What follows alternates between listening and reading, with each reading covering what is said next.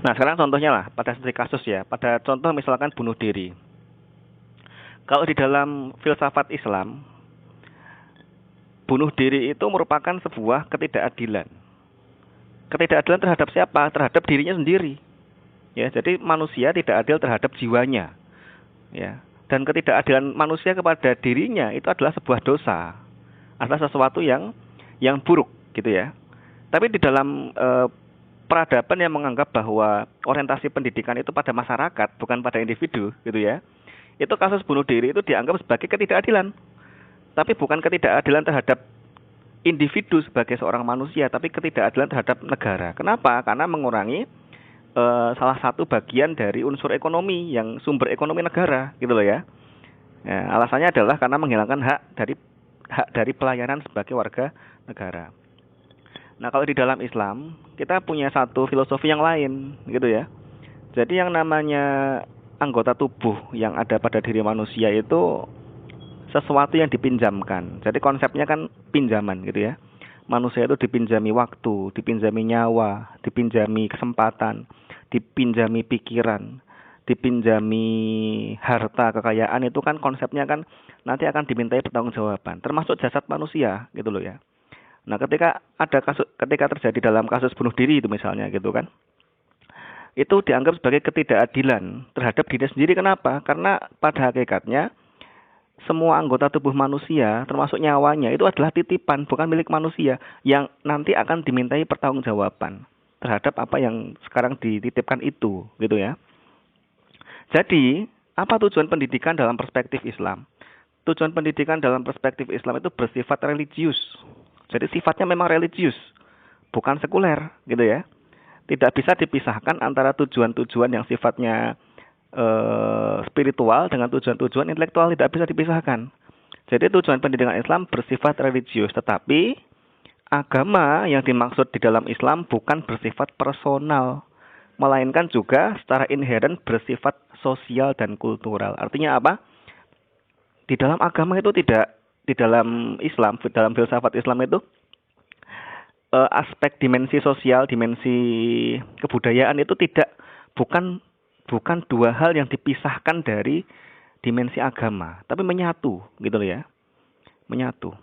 Nah, sehingga kalau kita melihat nanti begini, ya, ada pandangan yang lain gitu ya. Kalau di dalam pandangan Barat itu ada, di dalam pandangan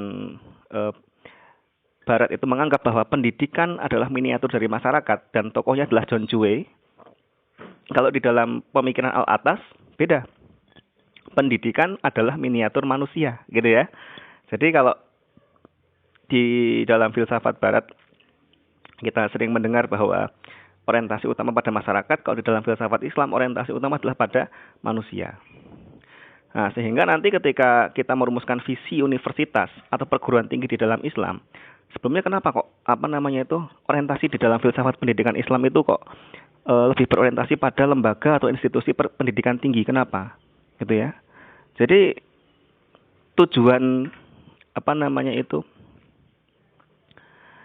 apa? Karena universitas pendidikan tinggi itu adalah mikrokosmos atau miniatur dari manusia, dan bagian ini nanti akan kita bahas pada pertemuan berikutnya ya, tentang konsepsi universitas di dalam Islam. Nanti akan kita bahas pada pertemuan berikutnya. Pada intinya ini ya, jadi betul yang sudah dikaji kemarin di grup WhatsApp, kalian sudah membaca bahwa orientasi pendidikan tinggi itu adalah pengajaran adab, gitu loh ya. Dan penekanan pada pendidikan tinggi, khususnya pada universitas, itu bukan cermin pemikiran feodal yang didasarkan pada keadaan sosial ekonomi, namun lebih pada interpretasi yang benar kepada hikmah yang menjadikan pendidikan orang dewasa sebagai target utama semua nabi. Jadi kalau kita melihat, sekarang kita mengenal kelompok usia dewasa, ya. Kelompok usia dewasa, kelompok usia pada jenjang usia menengah, kelompok usia pada jenjang usia dasar. Kalau kita melihat yang menjadi target dakwah semua nabi gitu ya, itu kan kelompok usia dewasa. Oleh karenanya, Profesor Al-Attas ketika dia mengembangkan pendidikan, dia lebih fokus, lebih konsentrasi mengembangkan pendidikan pada tingkat usia dewasa. Karena menurut Al-Attas, pendidikan orang dewasa adalah target utama semua nabi. Jadi semua nabi itu hakikatnya itu dosen gitu ya. Ya, jadi mendidik orang dewasa gitu ya. Nah, penekanan pada pendidikan dasar dan menengah akan gagal jika sistem pendidikan tinggi tidak sesuai dengan kerangka dan cara pandang yang dimaksudkan. Oke, untuk sementara kita tutup dulu pertemuan kita pada hari ini. Nanti kalian membaca sendiri pada bagian-bagian yang dibaca, yang belum dibaca kemarin, yang dilanjutkan lagi. Kemudian nanti akan kita bahas lagi pada pertemuan yang akan datang. Oke, assalamualaikum warahmatullahi wabarakatuh.